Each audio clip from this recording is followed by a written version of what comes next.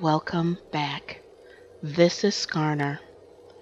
Now, when I posted Misfortune, I had actually played her the day before I posted it, and in between, I played Ezreal and my first game of Skarner. Now, playing Ezreal, I realized that I was severely not understanding something when it came to building items for the champions because he felt very, very weak to me. With Skarner, I normally don't play melee characters, and I was trying to fiddle around with a build that was completely whacked now that I know more of what I'm doing. Not to say that I'm like the best builder in the world, but um, a lot of those deaths I walked into knowing I was going to die because I was trying to understand how stats, what I was adding, how it impacted my champion. And I was confused on ability power and attack damage. So when I'm confused about something, I will ask because um, it made no sense to me that magical characters had no base stat um, for ability power if they needed it. So I asked, and I realize now how many champions I built wrong because I didn't properly understand it. For your abilities that require mana, those are your ability power ones. And your physical damage is attack damage. So a lot of the ability power comes in with your runes, which I don't have. My masteries, I'm a low character.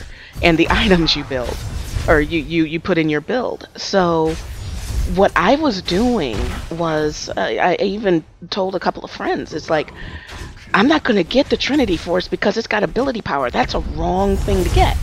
Well, no, it was a good thing to get because what I ended up doing by avoiding the ability power is I was making my specials very weak and my physical damage very strong.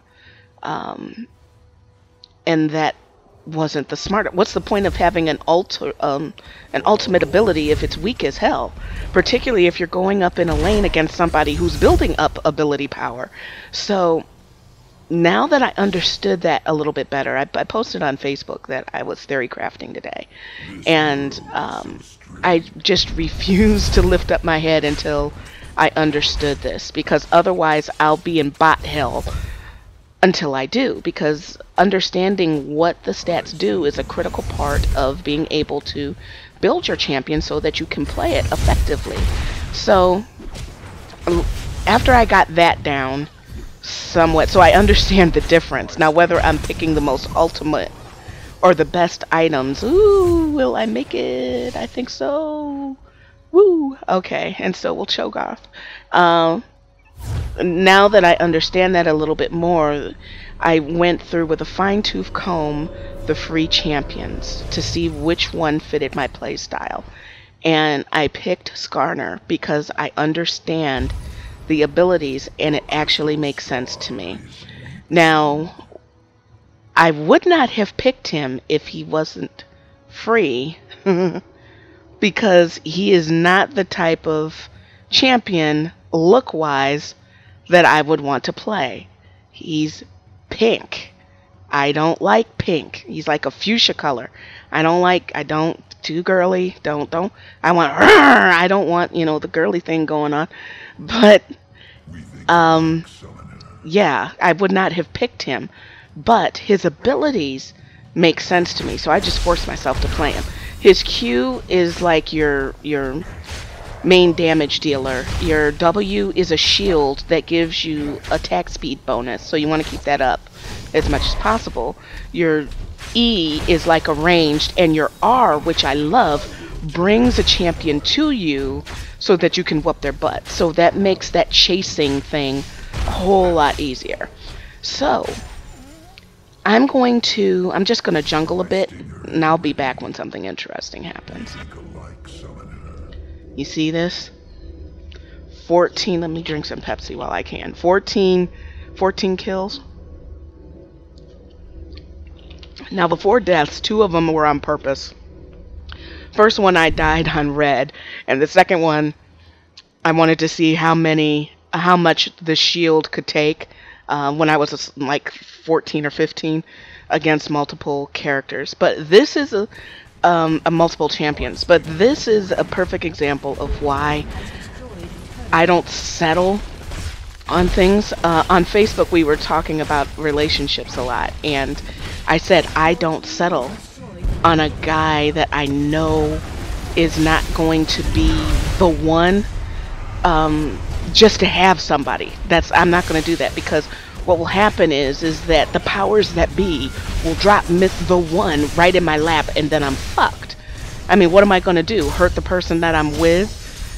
I mean, that's what eventually will have to happen, because if the love that drops in my lap is real, then that person that I'm with is just jacked. This is a perfect example of that, because if you look back in my Dota 1 video, at the beginning there's a cutscene and I'm talking smack about this scorpion doing a dance, and I said I'd never play a scorpion. I love this character. I absolutely love him, even though he's pink and pink. Oh god, I don't like pink. I'm starting to choke thinking about pink. I don't like pink. But I love him because I understand him, and his abilities make sense to me. And it's not so much that he's... Oh, another thing that I did, which is huge on this character, I have smart cast on. Uh-oh, wait a minute, hold on.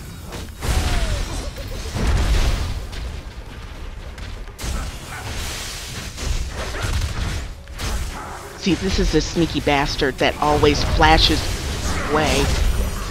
Okay, she got him. Cool. Because my E was down. I mean, at this point, I don't care who gets him as long as he dies. And Sorka. There you go. Okay, smart casting is on.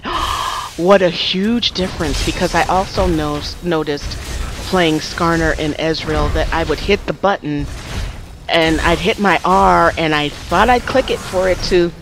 I am unstoppable because I am a badass bitch right now.